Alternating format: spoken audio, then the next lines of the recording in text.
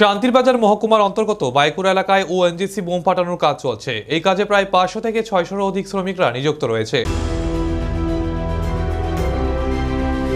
শ্রমিকদের অভিযোগ, কাজে যোগদান করার পূর্বে এগ্রিমেন্ট করা হয়েছে শ্রমিকদের 580 টাকা মজুরি ও সপ্তাহে একদিন ছুটি দেওয়া হবে বলে, কিন্তু দেখা যায় দীর্ঘদিন কাজ করার পর শ্রমিকদের দৈনিক 400 টাকা মজুরি দেওয়া হচ্ছে এবং সপ্তাহে একদিন ছুটি দেওয়ার কথা থাকলেও তা দেওয়া হচ্ছে না। এই নিয়ে শ্রমিকরা মঙ্গলবার সকলে মিলে আন্দোলনে সামিল হয়ে কর্মবিরতির ডাক দেয়। সকলের দাবি, শ্রমিকদের দৈনিক মজুরি 500 টাকা করে দিতে হবে, তা না হলে অনির্দিষ্টকালের জন্য কর্মবিরতিতে সামিল হবে। তথাকথিত বর্তমান সময়ে শ্রমিক দদরি ভারতীয় মজদুর সংঘ শ্রমিকদের দাবি নিয়ে নীরব দর্শকের ভূমিকা পালন করছে।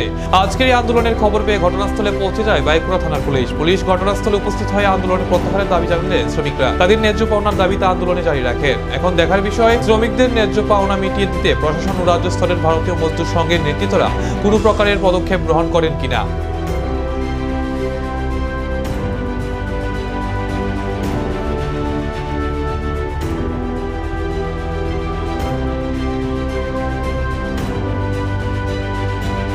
লেবার বা ওয়ার্কাররা কোনো টাকা লিমিট ভাবে পাঠাইছি না।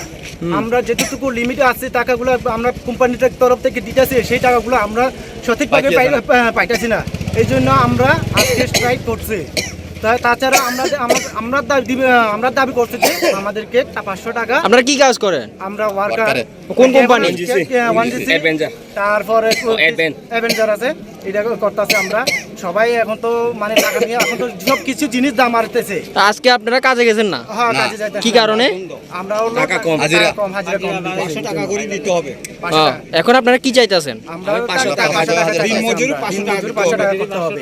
না দিলে কাজ বন্ধ থাকবে। কাজ বন্ধ থাকবে। যতদিন কোন জায়গা এটা? বাইকুড়া সপমুশি বাটা সবন মুছে। আপনারা কতজন লেবারের স্ট্রাইক ডাক দিয়েছেন? আমরা সবাই লেবার। এখন তো কোনো জানি না, সবাই লেবার। 700 মতো আছে, 450 মতো না সামনের লোক। তো আপনারা তারা জানাইছেন নি? সবাই তো একত্রে আছে, সবাই আছে। তারা কি কইছে? তারা সবাই এক কথা, সবাই